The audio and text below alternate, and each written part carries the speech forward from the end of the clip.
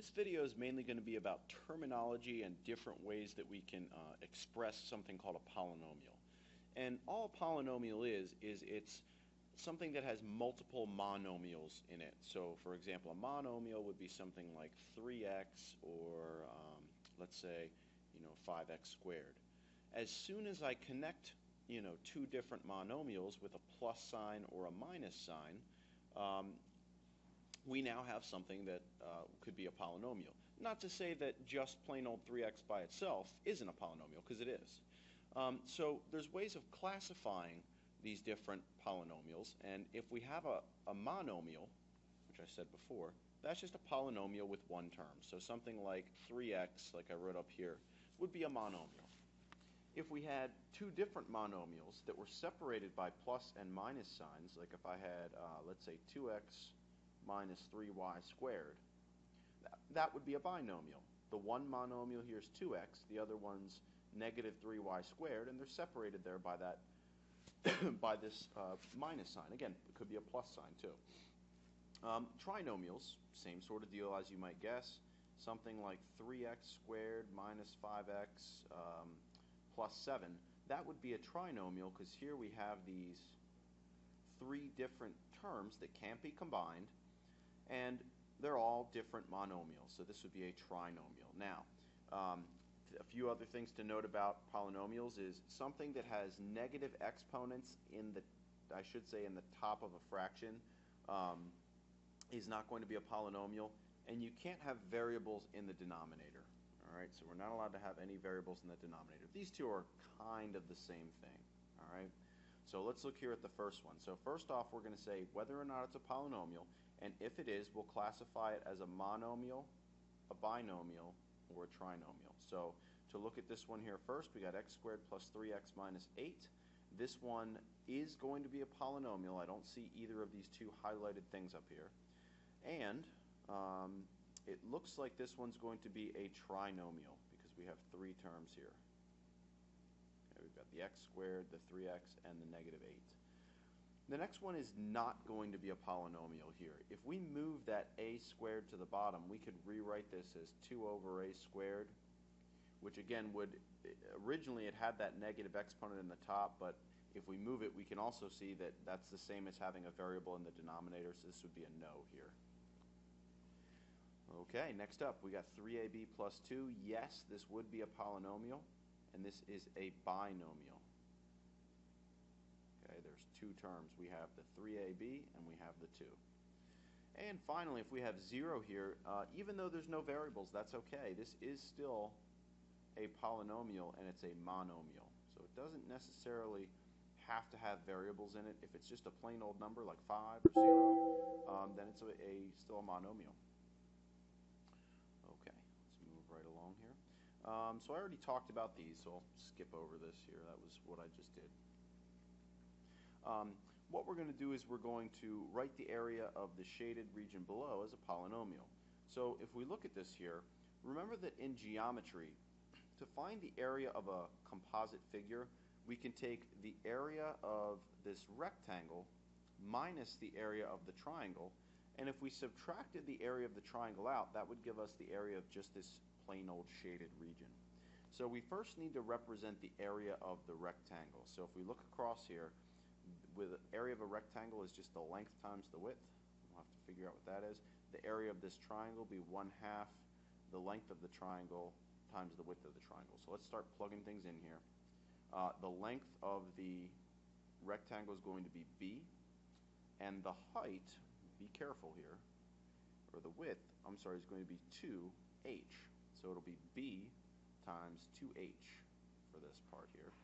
Now if we subtract 1/2 the length times the width, this will be the length of the triangle here would be the base, so that b, and the height of the triangle is only 1h. So now if we go ahead and figure this out, we'll bring this up here. We've got 2bh minus 1/2 bh. And now these are actually like terms. They're both bh's with a coefficient out front. So if we have 2 bh's and we subtract 1/2 of a bh, we either have, you could write this as 1.5 bh, you could write it as 1.5 bh's, The way I'll probably write it, though, is the improper fraction, 3 over 2 BH. And now we have that written as a simplified polynomial. Okay? So that'll take care of those two. Let's jump to the degree of a term next. So when we're talking about the degree of a term, and this is something that's a whole lot more important in Algebra 2, but it's still important to get a basic understanding of this in Algebra 1. So the degree of a term, if we look at one individual term, is the sum of the exponents on all the variables. Usually we don't even look at multiple variables when we get to Algebra 2. We usually only look at a single variable when we're doing this. And then the degree of a polynomial, this is arguably more important here, is just the highest degree term on the entire polynomial. So whatever term is the highest on the polynomial is going to be the degree of the polynomial. So here's how this works.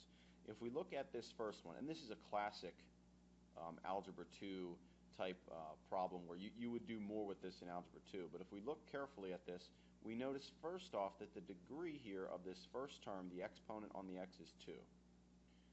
On this next term, the exponent on the x here is just a 1, so the degree here is 1. Since there's no x here, this one will have a degree of 0. It's a constant, or a number without a variable. So this would have a degree of 0. And now the degree of the entire polynomial is going to be the highest one. So in this case, our final answer for the degree of the polynomial is 2. 2 was the highest degree term. Now let's look at the next one. We've got 2a minus 2. And here we've got an a to the 1, so that would be 1. This would be a 0. So the final degree of the polynomial is the higher one, just 1. Now notice that we've got multiple variables mashed together on this problem here. So if we look at, again, we're not looking at the constant terms out here, just the variables. The degree of this is 3 and 2. Since these are on the same term, we'll call this a 5th degree term.